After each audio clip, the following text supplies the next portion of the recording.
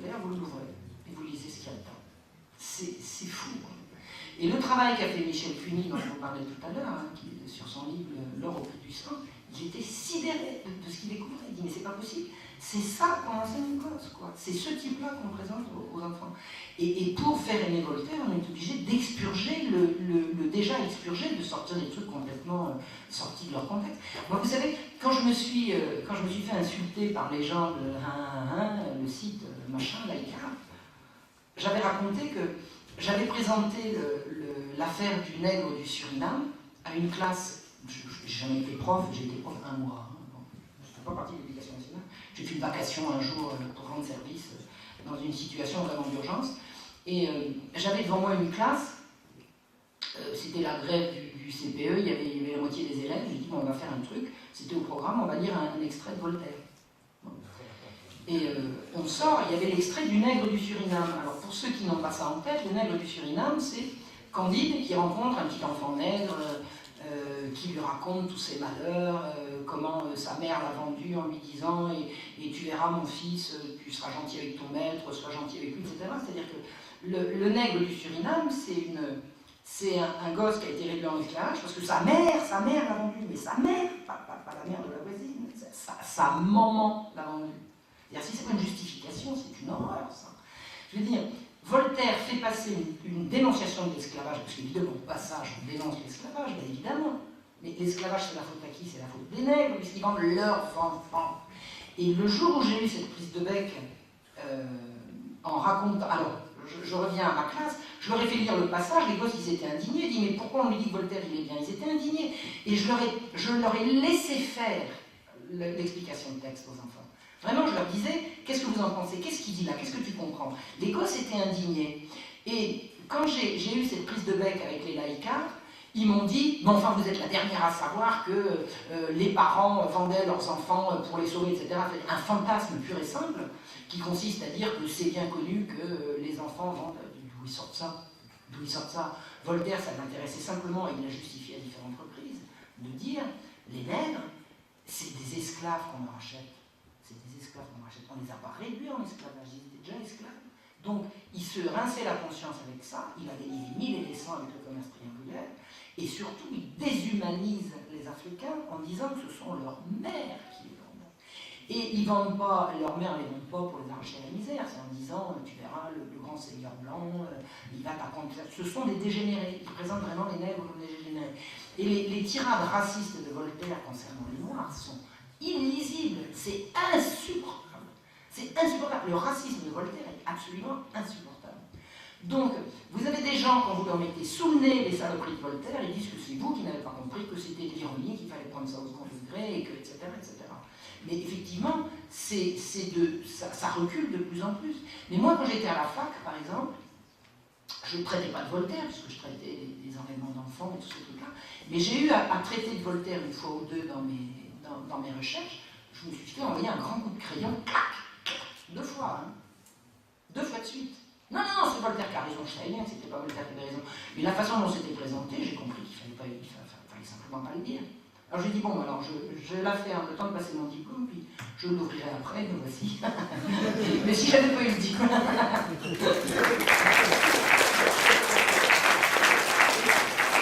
Si j'avais pas eu le diplôme, tout le monde me tomberait dessus en disant, vous n'êtes pas habilité pour en parler. Ça c'est clair. C'est pour ça que je me suis accroché pour avoir mon diplôme. Là, c'était pas facile, à passer 50 ans, revenir à zéro.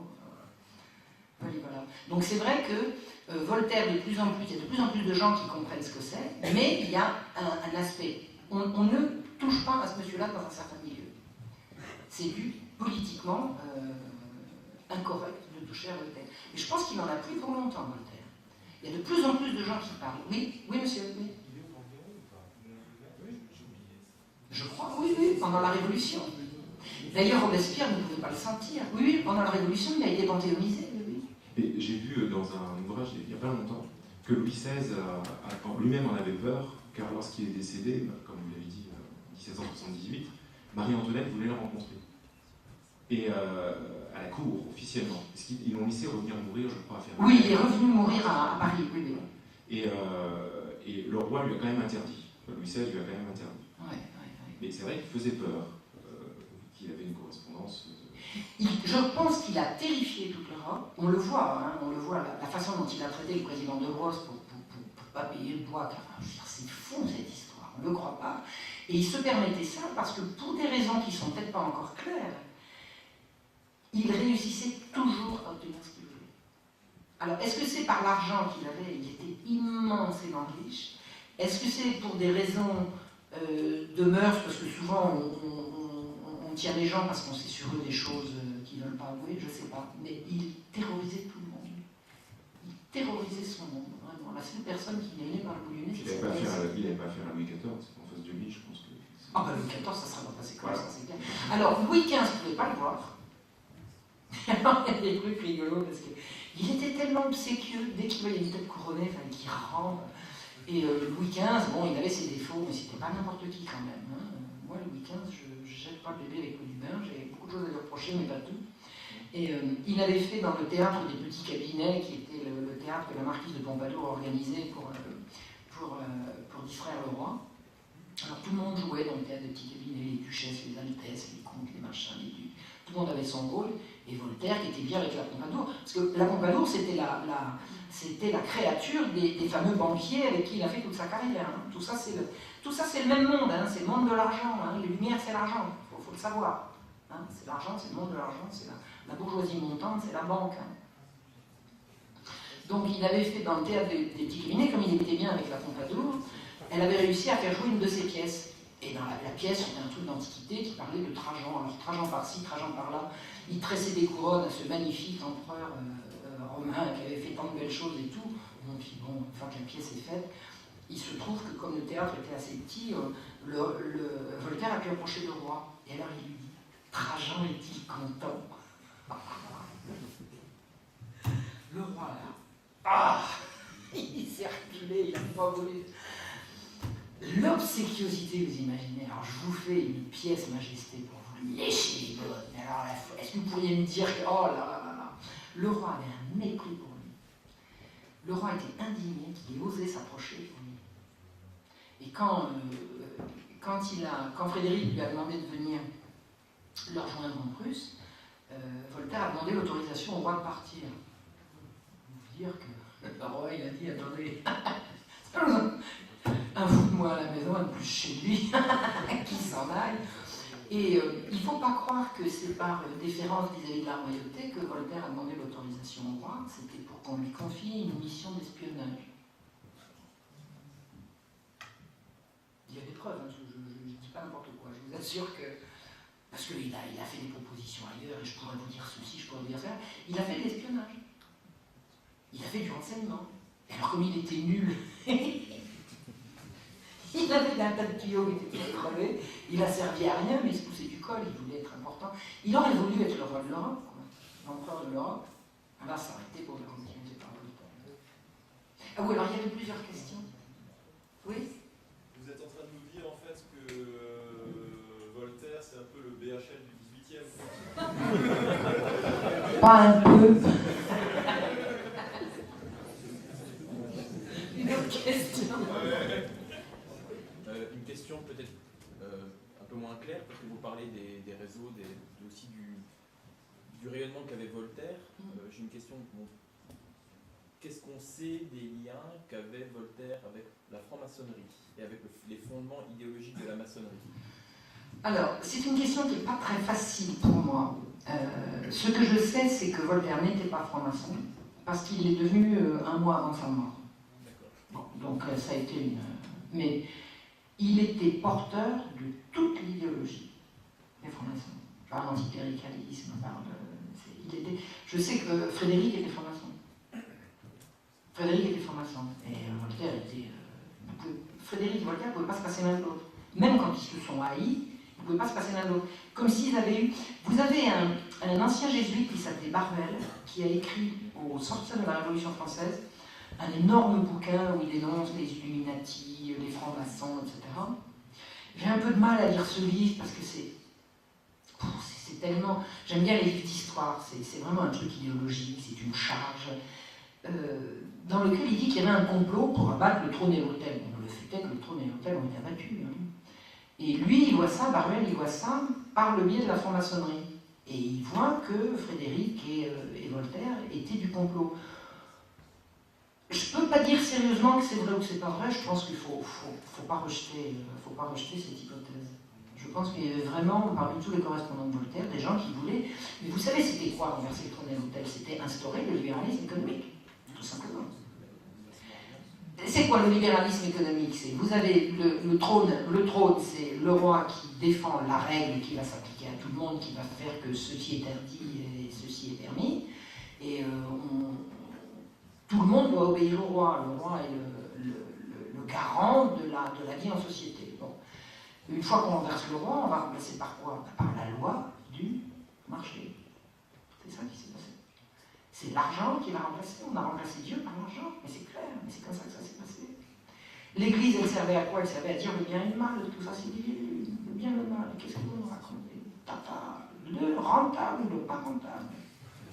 L'efficace ou le pas efficace?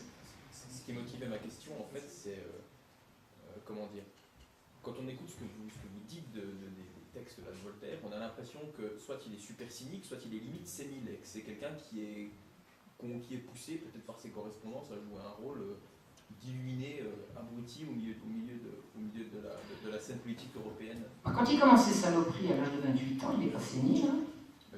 Parce que toutes les choses sur le bois, par exemple, c'est sur le tard, s'il est plus dans sa... Oh bah attendez, il a vécu 25 ans après ça. Hein.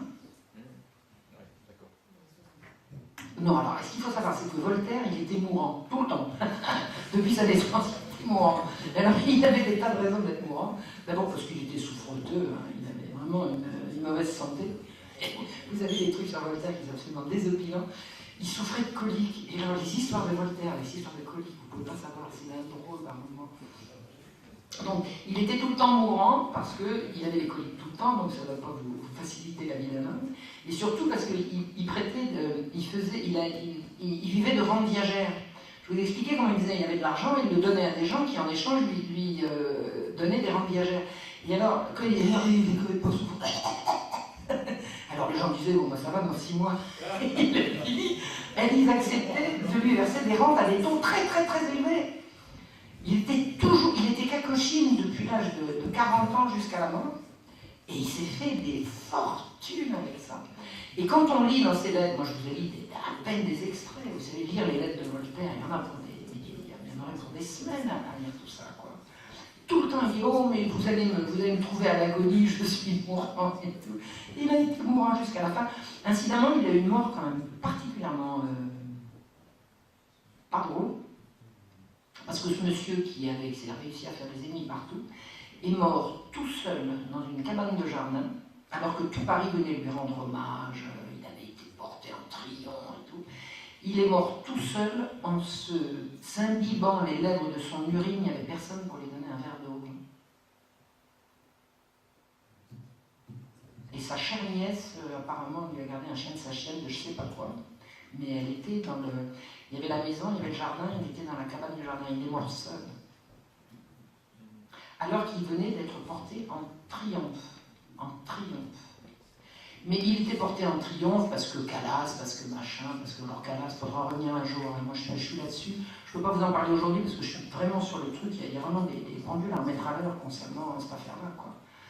Et il était considéré comme le grand poète, quoi. Le grand poète. Alors que c'est illisible, c'est illisible. C'est pas que c'est illisible sur la forme, il s'est magnifiquement tourné des vers, mais c'est une vacuité, c'est creux, quoi. C'est creux, il n'y a rien, oui. Oui, alors en parlant de la mort de Voltaire, on n'a jamais, c'est un type qui était haï par certaines personnes, on n'a jamais essayé de le tuer. Non, je sais pas. J'ai pas connaissance de ça. J'ai pas connaissance, mais il était très très très très très puissant. Il était très très très puissant. Je sais pas, mais il était toujours entouré de gens, il était tellement... il excellait à recevoir les gens et à les distraire. Donc les gens étaient flattés de venir le voir, il était toujours très entouré. Très très très entouré. Je vois pas qui c'est qu'on aurait pu... Si, effectivement, il aurait pu prendre un coup. Mais non, mais il ne l'a pas pris, il est mort dans son lit, dans une cabane, en s'humectant les lèvres de son urine. Vous imaginez pas quelqu'un pour lui tendre un verre d'eau. Et ça a duré des jours, son agonie.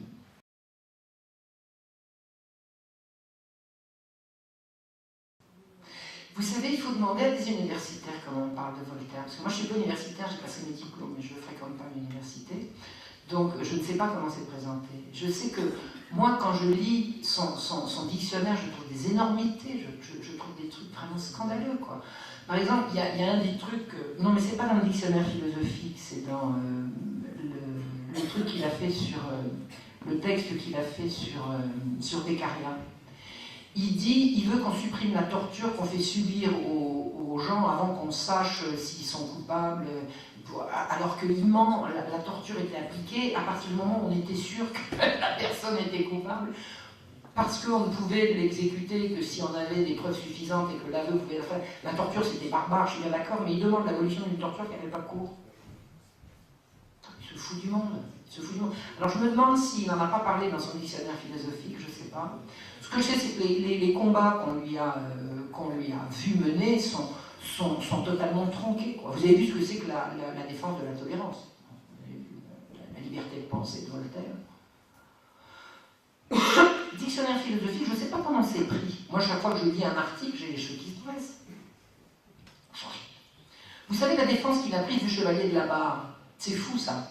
Chevalier de la Barre, c'est un jeune homme qui a été... Alors, il y a eu à Abbeville en 1762, 3, 4, je ne sais plus exactement. Il y a eu un crucifix qui a été renversé sur un pont. Et comme c'était la pleine période d'anticléricalisme virulent, il y a un prêtre qui a tonné en chair en disant que tout ça, c'est toute cette inquiété qui faisait que maintenant on détruisait l'image de notre Seigneur, etc. Et puis il y avait un jeune homme à Abbeville qui aimait bien chanter des chansons cochonnes et jurer son impiété. Et il a été arrêté. On a dit que c'était lui, c'était le chevalier de la Barre. On a dit que c'était lui qui avait renversé le crucifix. Le procès du chevalier de la Barre, ça mériterait à soi tout seul une conférence et je veux bien vous la préparer pour une prochaine fois. Toujours est-il que le chevalier de la Barre a été condamné en même temps, on l'a brûlé en même temps que son cadavre, parce qu'il a été exécuté. On a brûlé son cadavre en même temps que le dictionnaire philosophique de Voltaire. Et s'imaginer que Voltaire ait eu un quelconque rôle dans la défense du chevalier de la Barre, c'est complètement aberrant. Voltaire n'avait qu'une seule trouille, c'est qu'on croit qu'il était complice du chevalier de la Barre, puisqu'on avait trouvé son dictionnaire philosophique. Donc pendant toute l'affaire du chevalier de la Barre, Voltaire regardait à tous les côtés, par tous les côtés en Europe, à qui il avait demandé l'asile, persuadé qu'on allait venir le chercher. Il n'a absolument pas défendu la Barre de son vivant. Alors après, pour tirer un boulet rouge sur l'intolérance et tout, il a su faire. Mais pendant toute l'affaire du chevalier de la Barre, aussi longtemps qu'il a su qu'il y avait son dictionnaire philosophique qui était entre les pattes de cette affreuse impie, il a chargé l'impie et cherché les moyens d'échapper au châtiment qu'il croyait lui être dû. Parce que vous savez, dans le genre courage, Voltaire il était extraordinaire, dès qu'il ne signait pas ses textes. Il se faisait payer grassement, mais il ne les signait pas. Moi écrire une chose pareille, jamais de la vie. Moi? Oh ben non, pas du tout, comment voulez-vous? Était menteur. Oui? À qui? Oui, bonsoir madame. J'ai une question à vous poser. Quelles étaient les relations entre Voltaire et Jean-Jacques Rousseau, et inversement? Au début de l'admiration, et ensuite Voltaire a essayé de faire tuer Rousseau, quoi. Il a essayé de s'en débarrasser. Alors, comme je n'ai pas lu Rousseau, alors on me demande, comme tu t'intéresses tout ça, pourquoi tu n'as pas lu Rousseau? Parce que ma pile de livres à lire, elle est déjà comme ça, et que j'ai pas besoin de Rousseau dans ce que je suis en train de préparer, et que c'est sûr, quand j'aurais lu tout ça, si j'en ai pas encore un autre par-dessus, je mettrais sûrement Rousseau. Je n'ai évidemment aucune animosité envers Rousseau, mais je n'ai pas besoin, pour les recherches que je fais, de le lire. Par contre, j'en sais suffisamment pour savoir que Voltaire a essayé de le détruire. Et que ce que Voltaire détestait en Rousseau, c'est son humanisme. Voltaire ne connaît pas l'humanisme. L'encyclopédie ne connaît pas l'humanisme. Ce qu'ils appellent l'humanisme, c'est ce que je vous ai expliqué, la rentabilité, l'efficacité, c'est pas l'humanisme. L'humanisme ne les intéresse pas, alors que Rousseau est un humaniste. Et je pense que Voltaire a vraiment, il y a des textes, hein, il y a des lettres que Voltaire a écrites aux autorités de Genève pour dire, attendez, il est là, vous ne l'avez pas encore attrapé, mais enfin, vous savez ce qu'il a écrit, ça mérite la peine de mort d'après vos lois. Il a essayé de le faire tuer quand même, de le faire exécuter. Oui, enfin, moi donc j'ai écouté tout ce que vous avez dit, et que je découvre, et ce qui me frappe un peu, c'est que, bon, Voltaire, donc, particulièrement antisémite, raciste, enfin, gros ce qu'il raconte sur les Noirs, etc., et malgré tout, toujours adulé par le politiquement correct. Ah oui. Et ça, enfin, je pense qu'on peut, enfin, la remarque que je me fais, c'est que ça nous donne à penser sur ce qui est le cœur du politiquement correct, en réalité, à savoir le fric et le mondialisme. Et ça peut donner à penser peut-être à certains qui se croient protégés par le politiquement correct, de ce que c'est qu'en réalité, s'il en retourne, peut-être que certains ne seraient plus du tout protégés par, justement, enfin, toute cette idéologie qui, à travers Voltaire, je trouve, enfin, d'après ce que vous en dites, et je vous crois, montre bien son vrai visage, quoi. Absolument, absolument. Mais c'est le vrai visage des Lumières, c'est le vrai visage de la Révolution, c'est le vrai visage de la bourgeoisie triomphante. C'est ça. C'est le visage de la France dans laquelle on vit depuis la fin de l'Ancien Régime. Bon, je ne défends pas l'Ancien Régime, moi je défends la vérité historique. C'est tout. Voltaire a essayé, Voltaire et consorts ont combattu par les moyens que je vous ai expliqués, ce qu'il y avait de bien dans la société. S'il y avait de mal, ils se sont très bien accommodés. Donc c'est vrai, mais pourquoi est-ce qu'on en parle maintenant? Qu'est-ce qui se passe avec le politiquement correct? C'est qu'on a un outil qu'il n'y avait pas avant, qui s'appelle Internet. Et avant, moi je vois le travail qu'a fait Michel Cuny sur la correspondance de Voltaire. S'il avait été obligé de tout recopier à la main, je veux dire, maintenant on trouve des trucs sur Internet. Moi si je vous dis 2 points, ouvrez les guillemets, tac tac tac, telle citation de Voltaire, fermez les guillemets, vous cherchez sur Google, vous allez le trouver. Donc vous pouvez vérifier. Quand il fallait avant faire X kilomètres pour aller à la bibliothèque, réclamer un bouquin qui était déjà sorti et puis tourner. Il y a un outil nouveau maintenant.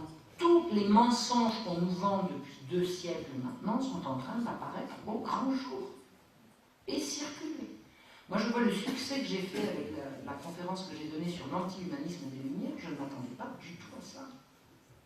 Je ne m'attendais pas du tout à ça. Mais c'est vrai, la roue tourne. La roue tourne. Et les gens qui se reconnaissent certainement, qui m'ont insulté parce que je défendais Voltaire, à mon avis, ils doivent se cacher. Là. Il n'y a plus personne pour défendre Voltaire. Qu'est-ce que vous voulez défendre? Comment voulez-vous défendre Voltaire?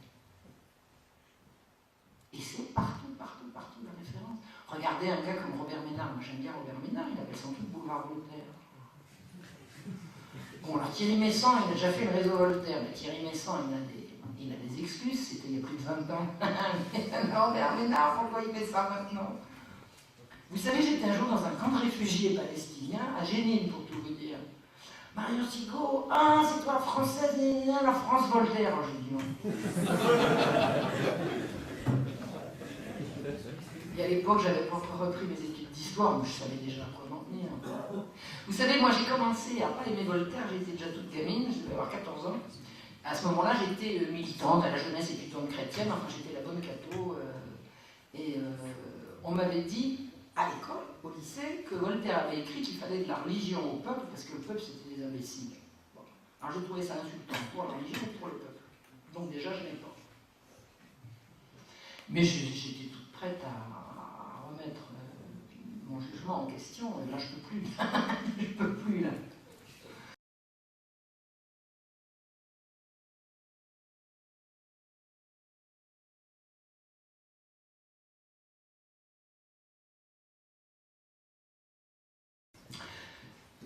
C'est une chercheuse américaine ou anglaise, je crois, qui a dit qu'elle étudiait ce qu'avait dit Voltaire après. Est-ce que c'était à propos de la défense? Non, c'était pas à propos de Calas. À propos de la défense de je sais pas qui, c'est une anglaise qui a extrapolé. Elle a dit c'est comme s'il avait dit je ne suis pas d'accord, etc. Puis après on l'a repris. Puis après, comme ça collait avec l'image générale, et ben, tout le monde a repris ça. Il n'a jamais dit ni fait une chose pareille. Vous avez vu, il faisait mettre en prison les gens qui... Tous les gens qu'il a fait embastiller parce qu'il n'était pas d'accord avec eux, il y avait la Baumelle, Laurent Bliviel de la Baumelle, qui était un jeune protestant d'ailleurs, qui était un ami de la famille Calas, enfin, un jeune gars de Toulouse. Il a connu Voltaire, il l'a beaucoup apprécié au début, puis il s'est pris le bec avec lui pour des raisons purement idéologiques. Voltaire a fait pilonner ses livres, et il l'a fait emprisonner, il l'a fait embastiller. Alors, il faut être complètement à côté de la réalité de Voltaire pour oser prétendre qu'il ait défendu la liberté d'expression de qui que ce soit, sauf de lui-même. C'est ahurissant. Pourquoi est-ce que tout le monde reprend ça? Parce que Internet n'a pas encore assez bien fonctionné, allez-y, faites tourner. Si chacun de vous prend des conférences comme ça, puis les fait tourner, il faut faire avancer les choses. Vous savez, si j'ai dit une bêtise, il faut me dire quand, il faut me dire où. Moi, je cite, je fais des citations. Avec des citations, c'est imparable. Donc, il faut faire tourner, il faut faire savoir. Je pense que c'est dans pas longtemps que plus personne n'osera se réclamer de ce monsieur. Mais il y a du boulot à faire en direction de l'école, quand même, parce que les profs, ils sont trop chers.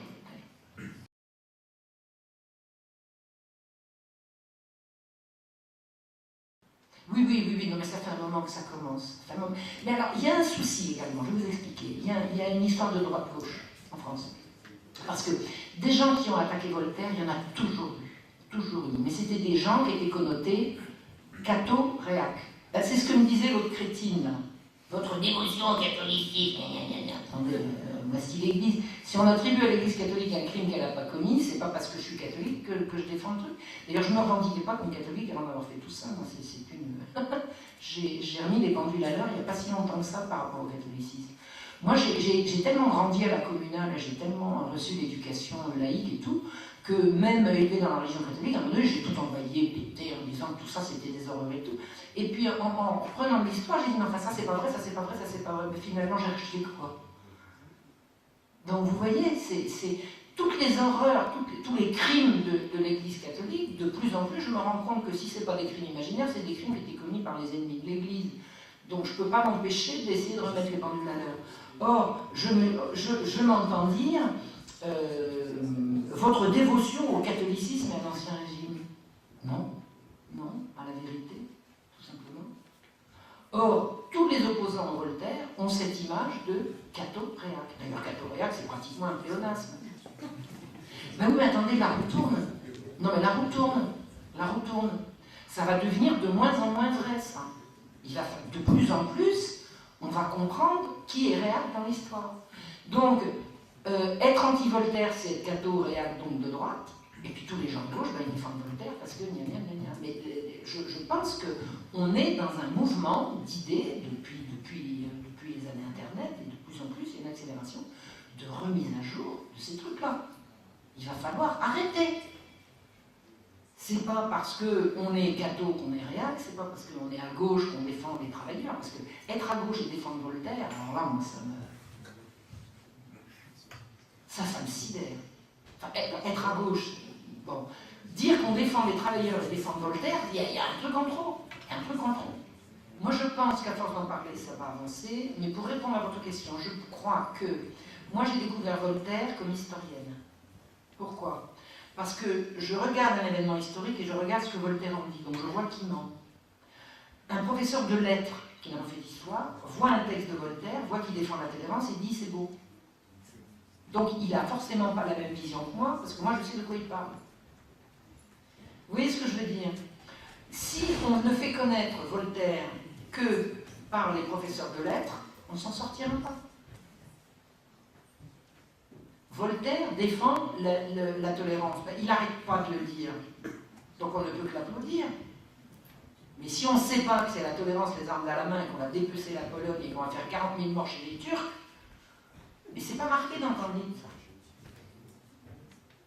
Donc, comment est-ce que les profs vont s'y mettre? Bah écoutez, je vous dis, c'est Internet, il faut circuler, pourquoi vous êtes là? Vous êtes là, vous venez chercher des idées, vous venez chercher du savoir. Pourquoi je suis là? Pour partager avec vous ce que j'ai découvert, voilà, et puis parce que j'ai découvert aussi d'autres gens. Moi, je rends hommage aux gens qui m'ont précédé ou qui marchent la main dans la main avec moi. On a vraiment un travail d'éclaircissement à faire sur la réalité des choses. Hein? Je disais, il faut faire lumière. Faut faire lumière, oui, c'est la lumière. Marion Sigaud éteint les lumières, j'ai lu quelque part. Oui, mais elle les rallume. Oui. Oui, je voulais rebondir sur ce qui avait été dit sur Jean-Jacques Rousseau. Oui. Moi, je me souviens quand j'étais à l'école, on associait souvent Jean-Jacques Rousseau et Voltaire, disant en gros que c'était la même chose. Oui. On rappelle très bien au collège, etc. Bien sûr. Et donc là, on vient de dire, quelqu'un dans le public a dit qu'en fait, ou c'est vous plutôt, que Rousseau voulait faire, ou plutôt Voltaire voulait faire tuer Rousseau, parce qu'il disait des choses dérangeantes. Et donc moi je voulais savoir si on sait pourquoi traditionnellement on associe les deux ensemble. Je ne peux pas vous dire que je sais pourquoi. Moi, ce que je peux vous dire, c'est que je comprends que ça fait 2 siècles qu'on nous en fume et que ça fait partie de l'enfumage. Voilà. Enfumer, c'est quoi hein? C'est faire de la fumée pour qu'on n'y voit rien. Bon. Clairement, on nous ment, on nous ment, on nous ment. Alors, est-ce que les gens qui propagent les mensonges savent ou ne savent pas qu'ils propagent des mensonges? Je ne sais pas, mais à l'origine, il y a des mensonges. C'est vrai qu'associer Rousseau et Voltaire, ils étaient associés parce qu'ils étaient du même siècle. Est-ce qu'on peut vous associer à Bernard-Henri Lévy? Non, pourquoi pas? Vous êtes bien vivant dans le même pays? Non, bon. Encore que je pense pas que vous ayez des rapports très intimes avec lui. Oui? Pour répondre à monsieur. Pourquoi on associe Rousseau à Voltaire? Parce que Rousseau, il a fait un écrit, c'est le contrat social. Et en fait, à ce moment-là, il fallait répondre à qu'est-ce qui allait remplacer le roi. Rousseau en avait formulé une ébauche parce que Rousseau croyait au peuple et que le peuple devait décider en démocratie. Et ils ont piqué un peu l'idée de Rousseau avec le contrat social et le ramener à le faire diriger le contrat social, ce contrat qu'on accepte tous pour vivre ensemble en communauté, le faire diriger par les bourgeois. Et donc ils ont associé Voltaire et l'idée de Rousseau du contrat social pour ressortir et puis pour remplacer le roi et puis pour mettre en place une autorité qu'on respecte aujourd'hui. Qu'on respecte de moins en moins, quand même. Qu'on est obligé de respecter. Oui, qu'on est obligé de respecter. Mais je veux dire que finalement j'ai l'impression que la population respecte de moins en moins, sans avoir les outils pour comprendre pourquoi on les respecte de moins en moins. Et le fait est, enfin, je vais rebondir un petit peu sur ce qu'Étienne Chouard nous a appris, parce qu'il a bien expliqué. Qu'est-ce que le gouvernement représentatif? C'est ce que l'abbé Sieyès, pendant la Révolution, a présenté comme étant ce qui pouvait éviter ce qu'à Dieu ne plaise, pouvait être la démocratie. C'est-à-dire que le gouvernement représentatif que nous appelons nous démocratique a été choisi par les révolutionnaires parce qu'il était antidémocratique. Bon. L'enfumage, la fumée se dissipe quand même de plus en plus. Mais c'est très intéressant votre remarque. Et c'est pour ça que je pense que j'ai pas une envie modérée non plus de me lancer dans Rousseau, parce que j'ai un petit peu l'impression que ça reste, c'est la deuxième phase de la même pièce, alors que moi, ce qui m'intéresse au niveau de mes recherches, c'est de savoir ce qu'a été réellement l'Ancien Régime. Et l'Ancien Régime qui s'est effondré en 89, mais effondré, il ne restait quasiment plus rien d'anglais, quoi. Très intéressant votre intervention. Vraiment, je viens d'apprendre quelque chose. Vous venez de me mettre une petite lampe là.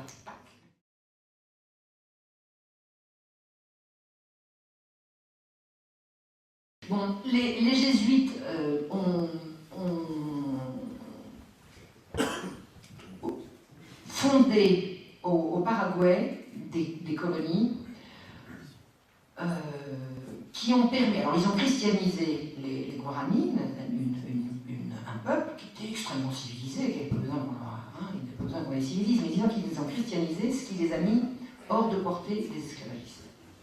C'est-à-dire qu'en fait, le but des jésuites, c'était bien évidemment de christianiser, parce que sinon ils n'auraient pas été jésuites, mais ils ont véritablement, d'après ce que j'en ai lu, d'après ce que j'en ai compris, respecté la culture guarani.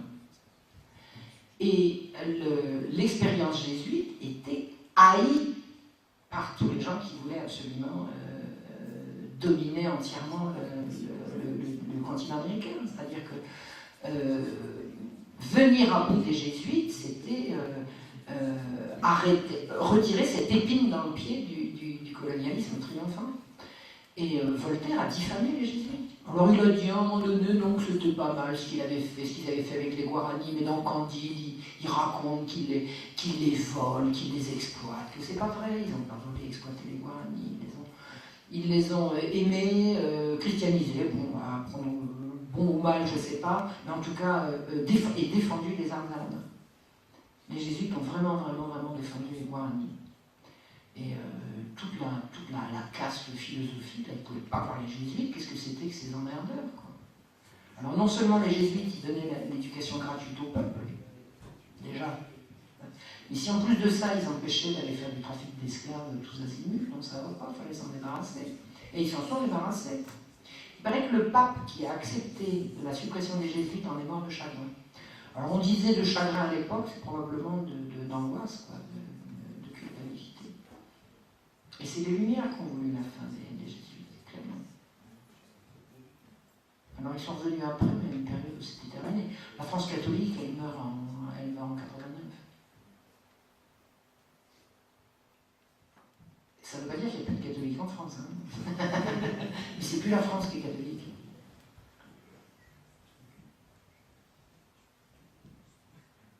Yes. Oui, donc, ça je suis pour la francophonie. Donc, oui. Pardon? D'accord, là vous regarde très loin parce que je n'ai pas appris Voltaire à l'école et je n'ai pas fait mes écoles en France. Ah bon? Je viens de très loin. D'accord, en fait c'est très intéressant pour moi cette conférence parce que vous faites la lumière sur un sujet que je connais presque pas du tout. Et je suis très intéressé de voir que différents points de vue que vous avez approchés, vous étiez très objectifs. Et honnêtement, dans 1h30, j'ai appris beaucoup de choses sur l'histoire de la France. Donc merci. Ben, je vous remercie. Merci à vous. Là, la question que je me pose aussi, donc de l'extérieur, quand on parle de la France, on associe tout de suite Voltaire, Rousseau. Bah, tout de suite. Donc France, Voltaire, Paris, Rousseau. Voilà. Ces 4 mots viennent tout de suite. Là maintenant, je me pose la question. Donc, monsieur en a répondu au départ. On enseigne. Donc, je vais essayer de m'exprimer en français. Ok, je fais ce que je peux. Donc, vous venez d'où? Excusez-moi, vous venez d'où? Du Liban. Du Liban. D'accord. Donc, de la partie francophone du Liban. Okay. Ahlan wa sahlan. Oh, d'accord. En fait, pourquoi on ne montre pas le visage complet de Voltaire aujourd'hui à nos enfants? Ok, c'est la question que je pose. Alors, monsieur, il a dit parce que peut-être qu'on n'a pas lu Voltaire. C'est une réponse. Mais je ne suis pas très bien convaincu que c'est que ça. Donc, je propose notre proposition. Disons aujourd'hui, je ne connais pas en politique, j'essaie juste de comprendre. Aujourd'hui, par exemple, si j'ai certaines idées que je vais appliquer aux autres, j'ai envie que tout le monde prenne ces idées à cœur et que ces idées soient vraiment l'idéal pour eux. Ok? Je peux utiliser en quelque sorte des philosophes de passé. Je peux idéaliser leurs images et montrer ce que je veux montrer de ces personnes-là, et puis utiliser ça comme base, comme source. Voilà la source. Est-ce que c'est, en fait, ce que je veux dire, est-ce que c'est innocent au point de dire qu'ils n'ont pas lu, ou c'est voulu? Donc j'essaie juste de comprendre. Parce que de l'extérieur, voilà, maintenant je vais lire Voltaire en moi, ok? Il y a des personnes qui vont me dire France, Voltaire, je dis mais écoutez, France c'est pas Voltaire, France c'est autre chose. Donc c'est une partie de Voltaire d'être, c'est sur la tolérance, mais c'est autre chose. Donc voilà. C'est ce qu'on dit avec la tolérance. Voilà, donc la question que je me pose, est-ce que vous pensez que c'est que parce qu'on n'a pas lu, ou c'est aussi pour autre chose? Je pense que ce n'est pas suffisant de dire que c'est parce qu'on n'a pas lu. Je pense qu'il y a des gens qui ont lu. Je pense qu'on est vraiment dirigé par des gens. Il existe un politiquement correct. Il existe une idéologie dominante qui interdit qu'on sorte des... On n'est pas un pays libre. Voilà. Je pense qu'on n'a pas le droit de penser en France comme on veut. La France, c'est pas ce qu'on dit. Le pays de la liberté, non, le pays de Voltaire, oui. La France est le pays de Voltaire, voilà, la France est le pays de Voltaire. Vous savez, moi j'ai mis des années, j'ai écrit 9 livres dont personne n'a parlé, parce que ce que je dis dérange. C'est quoi la liberté d'expression en France? C'est la liberté de parler dans le désert. La France n'est pas ce qu'on dit. Pourquoi est-ce qu'on nous vend Voltaire comme ça? Parce que les gens qui nous dirigent veulent qu'on croie que Voltaire était comme ça. Et la France dans laquelle nous vivons est bel et bien la France de Voltaire. Moi je propose qu'on en fabrique une autre. Pour essayer de répondre à monsieur. Oui, je vous en prie. Je crois qu'on peut également se demander, moi je me souviens, il y a peut-être 15 ou 20 ans de ça, c'était la guerre des Malines. Micro, qu'est-ce qu'elle est passée? Oui, je veux dire, il y a 15 ou 20 ans de ça, quand il y a eu la guerre des Malouines. Bon, c'était une petite guerre, enfin, il n'y a pas de petite guerre, enfin, c'était quand même pas oui, énorme. Bon. Je me souviens qu'il y a quand même une émotion assez forte. Moi j'étais à ce moment-là étudiant, donc peut-être que d'ici certains n'ont pas vécu la guerre de Malouine. Mais bon, je veux dire. 82, c'est ça? C'était 82? Oh, je crois bien. Donc, c'était, on disait, merde, la sale guerre revient, c'était un truc, bon. Et maintenant, il y a eu, on a détruit la Libye. Voilà, bah oui, bah ça s'est fait comme ça a été une affaire médiatique. Voilà, bah oui. Et d'ailleurs, on peut faire le parallèle avec la Grèce. Hein, bon, voilà, il y a bonne raison d'aller en Libye, bah oui, on prend ça. Et puis maintenant, bah, on essaye de détruire la Syrie, avec peut-être des effets qui seront les mêmes que ceux qu'on a maintenant suite à la Libye. Enfin bon, on s'en fout, c'est peut-être voulu. Enfin bon, après, on peut discuter beaucoup. Mais enfin, certainement voulu. Pour répondre à votre question, voilà, il y a une sorte d'occultation où on ne voit pas les choses parce que ça arrange, parce que ça rentre, enfin, c'est peut-être voulu par certains, et puis pour les dizaines de millions de gens, bah, je dirais, ça rentre dans un confort intellectuel quotidien de voir les choses comme ça. On construit un roman, enfin, de même que l'histoire de France, c'est un roman national, et au bon sens du terme, mais enfin, il y a peut-être aussi parfois des choses un peu moins bonnes, mais voilà, on construit une chose, une vision, une façon de voir, et c'est toujours gênant d'aller à contre-courant. C'est fatigant. Je pense que le problème, il y a un problème qui se pose de savoir qui est on. Parce qu'on construit, c'est pas vous et moi qui construisons, nous on subit. Hein. Moi je subis la pression sur ne pas dire la vérité sur Voltaire, je ne le construis pas, je le subis. Donc il y a des gens qui nous manipulent. Il y a des gens qui nous manipulent. Je sais que dès qu'on dit ça, il y a une théorie du complot, puis on passe pour un fou. Il y a quand même bien des gens qui nous manipulent et puis qui inventent tout ça. Mais ces gens-là, à mon avis, ils vont avoir chaud aux fesses. Parce qu'avec Internet, leurs mensonges sont de plus en plus évidents. Oui. J'ai peut-être une remarque. On est tous ici de Nancy, enfin j'imagine des alentours de Nancy. Je ne sais pas si ceux qui ont vu le dernier spectacle, par exemple, qui est projeté par la mairie de Nancy tous les étés sur la place Plane. Là, vous avez tous les codes de l'idéologie du politiquement correct dominant. C'est Rossino, Franck de service, enfin, on connaît le truc maintenant. Et vous retrouvez quand même tous les codes. Tous les codes. Non, mais je vous promets, c'est hallucinant. Voltaire, Louis du Châtelet, Louis XV, et tout ça dans une espèce de guimauve, de pathos. Enfin, c'est de la manipulation concrètement. Si vous savez comment jouer avec les images et suggérer des émotions, vous pouvez maintenir facilement le petit peuple dans l'ignorance. Et je pense qu'il y a un vrai travail derrière. Quand vous voyez comment le spectacle est mis en place, ce n'est pas innocent. Prétendre que c'est innocent et que c'est naïf et que c'est les gens, voilà, c'est faux. C'est vraiment de la manipulation. Il y a de la manipulation des intelligences.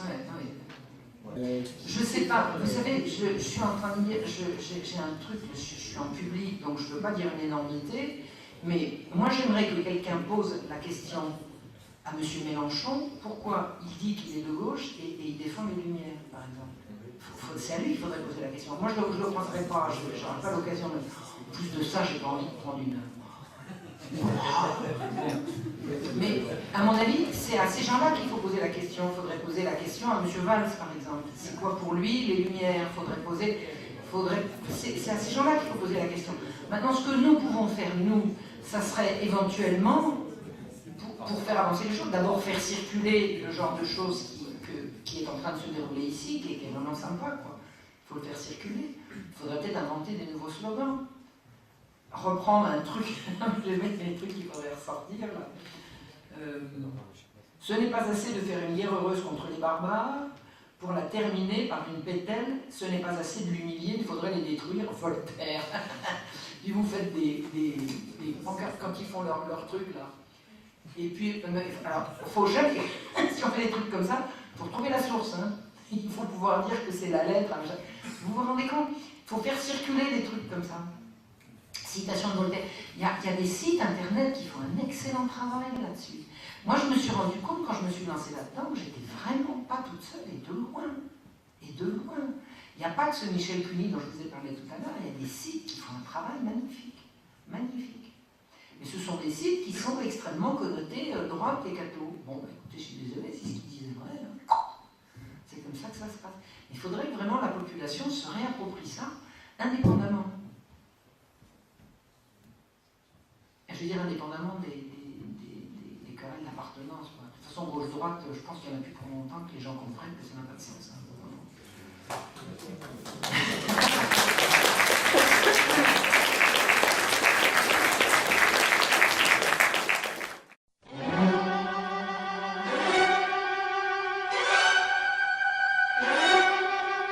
Merci.